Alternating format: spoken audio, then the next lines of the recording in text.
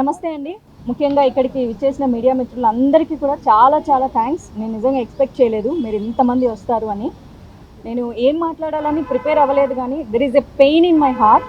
So almost ఇప్పటికి ఒక 14 రోజులు అవుతుంది ఇన్సిడెంట్ జరిగి. కానీ నేను హ్యూమన్ రైట్స్ కమిషన్కి అలాగే ఉమెన్ కమిషన్కి కంప్లైంట్ చేసి కేస్ నెంబర్ వచ్చే వరకు వెయిట్ చేయడం జరిగింది. At the same time Sankranti holidays కూడా రావటం వల్ల దీనికి కొంచెం టైం తీసుకోవాల్సి వచ్చింది నేను. అండ్ నాకు కూడా నా మానసికంగా నేను చాలా పెయిన్ డిప్రెషన్ నా ఫేస్లో కూడా తెలుస్తుంది. ఐమ్ నాట్ వెల్ అసలు. ఇప్పటికీ నాకు సమయం దొరికింది. At the same time cinema వాళ్ళంటే ఒక రకంగా అంటే నేను ఆ పదం ఇప్పుడు నేను మీ ముందు యూజ్ చేయలేను కానీ జేసీ ప్రభాకర్ రెడ్డి ఒక సీనియర్ పాలిటీషియన్. ఆయన ప్రస్తుతం అలయన్స్ ప్రభుత్వంలో ఉన్నారు. గతంలో మాజీ ఎమ్మెల్యేగా కూడా చేశారు. ప్రస్తుతానికి వాళ్ళ కొడుకు తాడిపత్రి ఎమ్మెల్యేగా చేస్తున్నారు. మున్సిపల్ చైర్మన్ కమిషన్ ఆఫ్ తాడిపత్రికి కూడా ఉన్నారు. సో వారు నా మీద అనవసరమైన వ్యాఖ్యలు చేశారు. మహిళల సంరక్షణ కోసం నేను మాట్లాడడం మాత్రమే జరిగింది తప్ప నేను ఎవ్వరి పేర్లు కూడా మెన్షన్ చేయలేదు. ఎప్పట్లాగే సోషల్ అవేర్నెస్ కోసం నేను వీడియోస్ చేస్తూ ఉంటా. సినిమా ఇండస్ట్రీలో చాలామంది అమ్మాయిలకు జరుగుతున్న అన్యాయాల మీద నేను ఎన్నోసార్లు మాట్లాడాను కూడా. కానీ సినిమా ఇండస్ట్రీ ఎప్పుడు కూడా నేను మాట్లాడింది కండెమ్ చేయలేదు. అండ్ శివబాలాజీ గారికి మాధల్ రవి గారికి కాల్ చేయడం జరిగింది. సినిమా ఇండస్ట్రీ అమ్మాయిని అయినందుకు నన్ను పని కట్టుకొని ఇలా అన్నారు. సినిమా షూటింగ్స్లో పూలు చల్లుకోవడం వల్ల వాళ్ళు నేకెడ్గా ఉంటారు అన్న ఒక విషయాన్ని కూడా ఆయన ప్రస్తావించి బాడీ షేమింగ్ చేయడం కానీ సినిమా క్రియేటివిటీని కించపరచడం కానీ లేకపోతే సినిమా వాళ్ళు అంటే ఒకసారి సినిమా చేసి మానేస్తే లేకపోతే సినిమాలు చెయ్యాలంటే కూడా వాళ్ళు ప్రాస్టిట్యూషన్ కిందే లెక్క కడతారు, లేకపోతే వాళ్ళు అదే చేసి బతుకుతుంటారు, బ్రతుకుదెరుకు వాళ్ళకి అదే బ్రతుకుదెరు అని ఆయన పదే పదే మాట్లాడడం. క్షమాపణ 2 రోజుల తర్వాత చెప్పిన సేమ్ ఇష్యూ మళ్ళీ చెప్పారు. వాళ్ళు ఏదో బతుకుదెరువు కోసం చేసుకుంటూ ఉంటారు కానీ నేను అనకూడదు. సో సినిమా వాళ్ళంటే ఇంకా బతకడానికి ఇంకా వేరే పని ఏం లేదు. నా పాటికి నేను సినిమా ఇండస్ట్రీలో ఈ మధ్యకాలంలో సినిమాలు చేయట్లేదు. నేను బెంగళూరులో జాబ్ చేసుకుంటూ అక్కడ బ్రతుకుతూ ఉంటే నన్ను పుల్ చేసి ఇలాంటి మాటలు మాట్లాడడం నాకు చాలా చాలా బాధ కలిగించింది. శివ గారికి ఎప్పుడైతే నేను కాల్ చేశానో ఇలా నాకు మన సినిమా ఇండస్ట్రీ నుంచి కండెమ్ చేయాలని అయితే చాలా వెంటనే స్పందించారండి. 15 సంవత్సరాలుగా శివబాలాజీ గారు కానీ మాధవ్ రావు గారు నాకు మంచి సన్నిహితులు. బట్ ఇక్కడికి వచ్చేసరికి స్నేహితులు అన్నది ఇంపార్టెంట్ కాదు. ఎందుకంటే మాకు కొన్ని బైలాస్ ఉంటాయి. దాని ప్రకారం మాత్రమే వాళ్ళు ఏదైనా యాక్షన్ తీసుకోగలరు. పర్సనల్ ఇష్యూస్ అన్నది ఇక్కడ తీసుకోరు. ఇది సినిమా ఇండస్ట్రీకి సంబంధించింది. నేను ఇక్కడ సినిమాలు చేశాను కాబట్టి దానికి ఏం కావాలని మొత్తం ఆయన స్టోరీ విన్న తర్వాత హీ సెడ్ ఓకే, ఇది తప్పకుండా నేను రిసీవ్ చేసుకుంటానని చెప్పారు. థ్యాంక్ యూ శివ గారు, థ్యాంక్ యూ సో మచ్. అలాగే మంచు విష్ణు గారితో కూడా మాట్లాడడం జరిగింది. హీ సెడ్ ఓకే అని చెప్పారంట. వెంటనే రెస్పాండ్ అయ్యారు. వితిన్ సెకండ్స్లో రెస్పాండ్ అయ్యారు. చాలా చాలా థ్యాంక్స్. ఎందుకంటే నేను ఈ విషయంలో నిజంగా థ్యాంక్ యూ చెప్పుకోవాలి. రవి గారు థ్యాంక్ యూ అండి. బికాజ్ నేను చాలాసార్లు సినిమా ఇండస్ట్రీ మీద ఎన్నో విషయాల మీద నేను చాలా హార్ష్గా మాట్లాడడం కూడా జరిగింది. కాకపోతే ఇండస్ట్రీ ఒక్కటే అనుకుంది, మాధవి ఎప్పుడు మాట్లాడినా కఠినంగా మాట్లాడుతుందేమో కానీ బట్ రైట్ టాపిక్ మాట్లాడుతుంది మా అమ్మాయి అనుకున్నారు. అందుకే ఈరోజు మా అసోసియేషన్ కూడా స్పందించింది. నేను నిజంగా మనస్ఫూర్తిగా థ్యాంక్ యూ చెప్తున్నాను. ఎందుకంటే మాధవీలత అనే అమ్మాయి ప్రజలకు తెలిసింది సినిమా ఇండస్ట్రీ ద్వారానే. ఆ రెస్పెక్ట్ నాకు ఎప్పుడు ఉంటుంది. ఈ రోజుకి నేను ఈవెంట్లు చేయగలుగుతున్నా, డిజిటల్ యాడ్స్ చేయగలుగుతున్నా కేవలం సినిమా ఇండస్ట్రీ వల్లే. నాకు మనీ వస్తుంది, నేను బతుకుతున్నాను. దో జాబ్ ఉన్నా ఇది కూడా నాకు బ్రతుకు తెరువుకు నాకు చాలా అవసరం అవుతుంది. ఇలాంటి రంగంలో నేనున్నందుకు ఎప్పుడు నేను ప్రౌడ్ ఫీల్ అవుతాను. రంగులు వేసుకునే వాళ్ళని అవమానిస్తున్నా సరే మేము ఇంకా వేరే రంగాల్లోకి వెళ్ళి పాలిటిక్స్లోకి వెళ్ళాను. పాలిటిక్స్లోకి వెళ్ళింది సినిమా రంగం ఇచ్చిన గుర్తింపు నాకు ఇంకా ఎక్కువ గుర్తింపు తీసుకొచ్చింది. ఈరోజు ఇంతమంది మీడియా మిత్రులు వచ్చినా లేకపోతే అలాంటి సీనియర్ పొలిటీషియన్స్ కామెంట్ చేస్తున్నారన్నా నాకంటూ ఒక గుర్తింపు ఉండడం వల్లే. కానీ పదే పదే ఇంతకుముందు ఇప్పుడు రేపు పొద్దున కూడా స్మృతి ఇరానీ గారు కూడా అన్నారు, మేము సినిమా వాళ్ళం అయినందువల్లే మా విధానాల గురించి ఖండించాలే తప్ప మా పాత్రలో లేకపోతే మేము సినిమా యాక్టర్లను మమ్మల్ని పదే పదే క్యారెక్టర్ అసాసినేట్ చేయడము అన్నది కరెక్ట్ కాదు అని. సో ఇంతకంటే నేను ఏం మాట్లాడలేకపోతున్నాను. Because still there is a pain. నేను ఎమోషన్ అవుతూనే ఉన్నాను.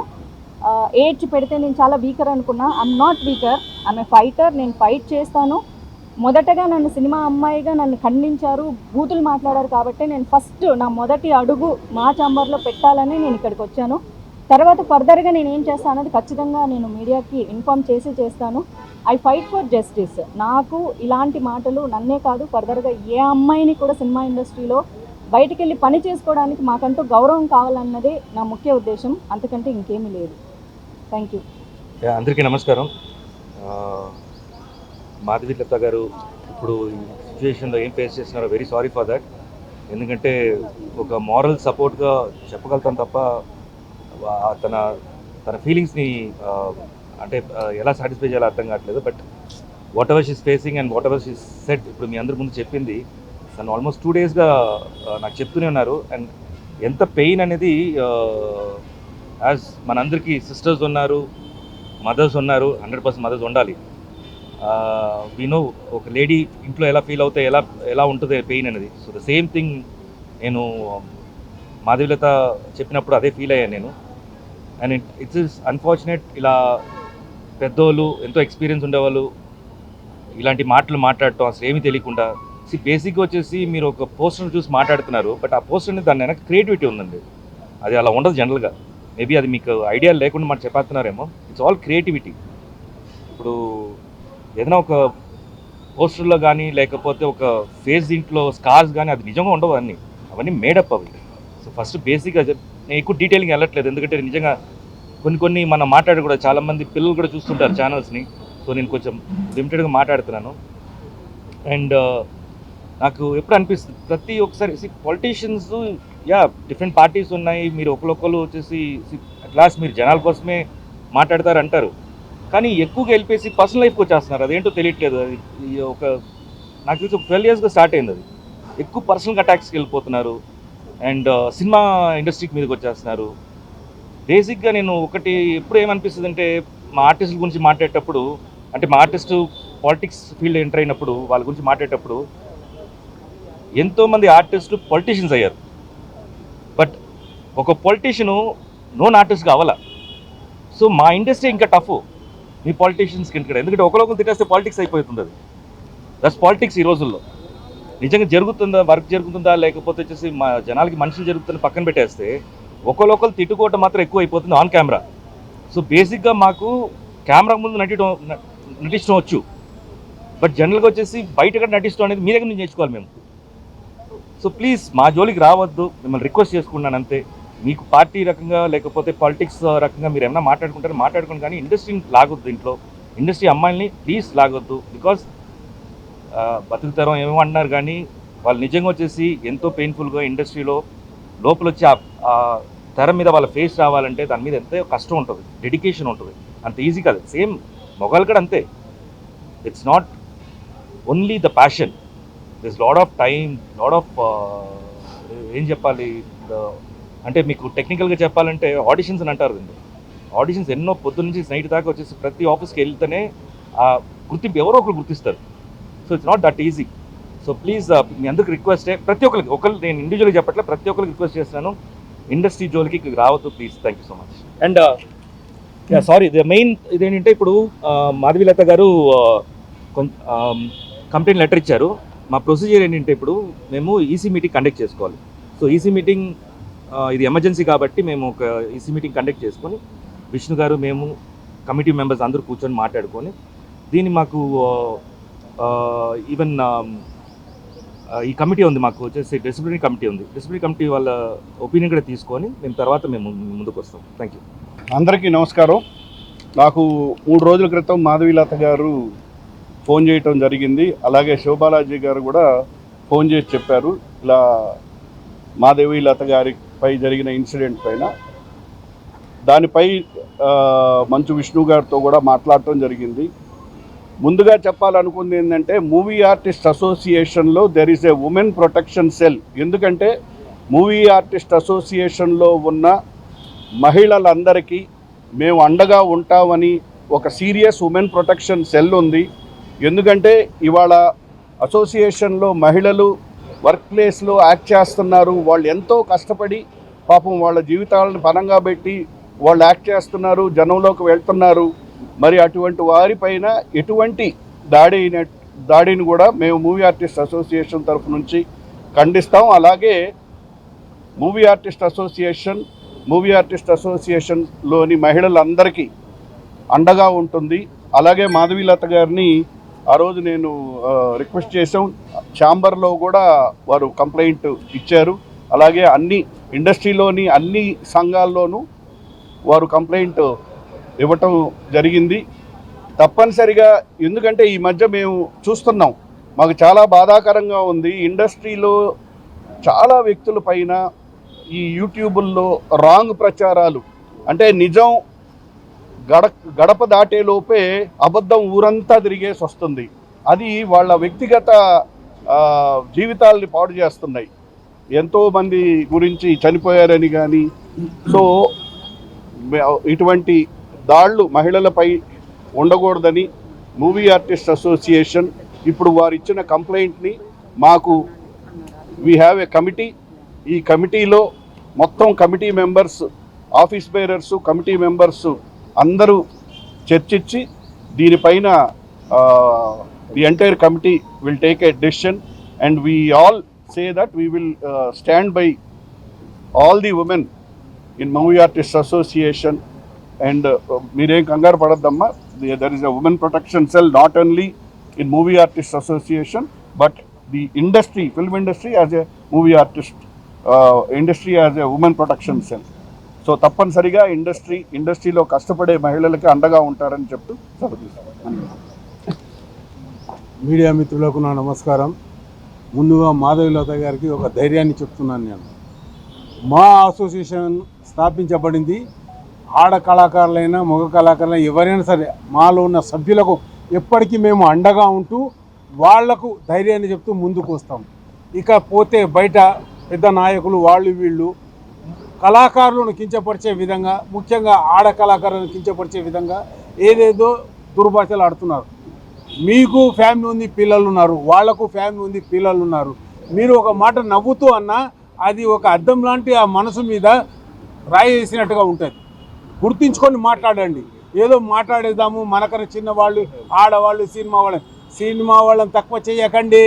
సినిమా వాళ్ళు సీఎం అయ్యారు, జయలలిత గారు ఎంపీ అయ్యారు, జమున గారు లేడీసు, అన్న నందమూరి తారక రామారావు గారు 9 నెలలలో తెలుగు మొత్తం 2 రాష్ట్రాలు తిరిగి ఆంధ్రప్రదేశ్లో 105 సీట్లతో మొనగాడుగా 9 నెలల్లో సీఎంగా ప్రమాణ స్వీకారం చేశారు. అలాంటి మహానటులు ఉన్న ఇండస్ట్రీ ఇది. మీరు, నేను అనొచ్చు మిమ్మల్ని, కానీ మేము అనము. మీరు ఒక మంచి మార్గంలో నడవండి, మంచిగా చూడండి. మన శివబాలాజీ గారు చెప్పినట్టు రాజకీయ నాయకులు సినిమా యాక్టర్లు కాలేరు.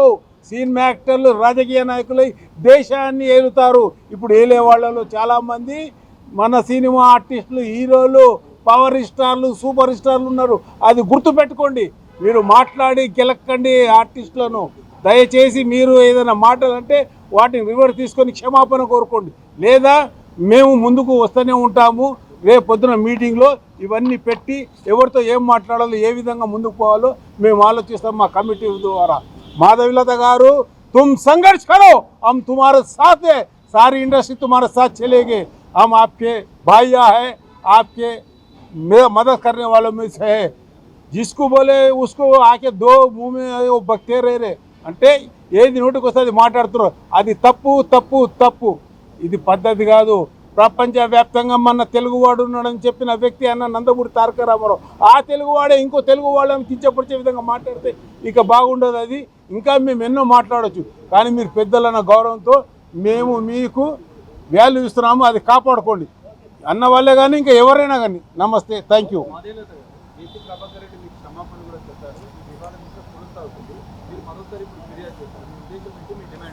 మరోసారి ఫిర్యాదు చేయలేదు. సరే అమ్మా, ఇప్పుడు నేను మిమ్మల్ని తిట్టినా మీడియా ముందు